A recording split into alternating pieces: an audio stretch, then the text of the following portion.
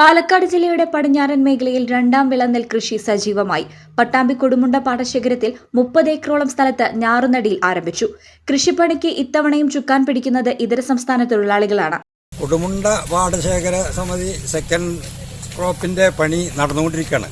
അത് നടലേരും ബംഗാളികളും കുറച്ച് തമിഴരും ഒക്കെ കൂടിയാണ്.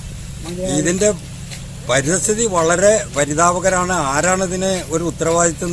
പാടത്തേക്ക് ഞങ്ങൾ മുണ്ടുമാറ്റി ഇറങ്ങിയ ഞങ്ങളുടെ പണിയല്ലേ ഇത്, അവസാനം എവിടെ എത്തൂല്ല.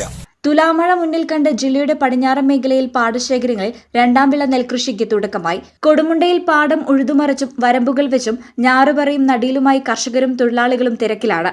കൃഷിപ്രവർത്തികൾക്ക് തൊഴിലാളികളെ കിട്ടാനില്ലാത്ത അവസ്ഥയ്ക്ക് ഇത്തവണയും മാറ്റമില്ല. ഇതര സംസ്ഥാനങ്ങളിൽ നിന്നുള്ള തൊഴിലാളികളാണ് ഇത്തവണയും ഞാറുപറിക്കാനും നടാനുമായി തെളിക്കണ്ടത്തിൽ സജീവമാകുന്നത്. നാട്ടിലെ തൊഴിലാളികളും കൃഷിയിടത്തിലുണ്ട്. നാട്ടിലെ തൊഴിലാളികൾക്ക് ഒരു ദിവസം 700 രൂപയും ചിലവുമാണ് കൂലി.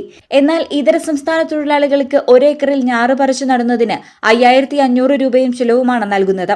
നാട്ടിലെ ആളുകൾക്ക് ജോലി കൊടുക്കാൻ തന്നെയാണ് കർഷകർക്ക് താൽപര്യമെങ്കിലും ആളെ കിട്ടാനില്ലാത്തതിനാൽ ഇതര സംസ്ഥാനക്കാരെ ആശ്രയിക്കുകയാണ്. അവസാനം കാശില്ല, തരാൻ ആളില്ലാതെ കൊണ്ടുപോകാൻ വളരെ വിഷമമുണ്ട്. ഈ വിഷമത്തിന്റെ പരിഹാരം എവിടം കൊണ്ടുണ്ടാവും എന്നുള്ളത് അറിയില്ല. നമ്മൾ ഒന്ന് സഹായിക്കാൻ എവിടെ സാധിക്കാച്ചാൽ സഹായിക്കാം. 20ഓളം കർഷകരുടെ നേതൃത്വത്തിലാണ് 30 ഏക്കറിൽ ഇവിടെ കൃഷി ചെയ്യുന്നത്. പാടശേഖരത്തിലെ വിവിധ ഭാഗങ്ങളിലേക്ക് വെള്ളം എത്തിക്കുന്നതിന് പരിഹാരമായി പൈപ്പുകൾ സ്ഥാപിക്കാൻ ആവശ്യപ്പെട്ടിട്ട് വർഷങ്ങളായിട്ടും നടപടി ഉണ്ടായില്ലെന്നും കർഷകർ പരാതിപ്പെടുന്നു. കാർഷിക മേഖലയിൽ കാലാകാലങ്ങളായി അനുഭവപ്പെടുന്ന ജലക്ഷാമത്തിന് പരിഹാരം വേണമെന്നാണ് ആവശ്യം.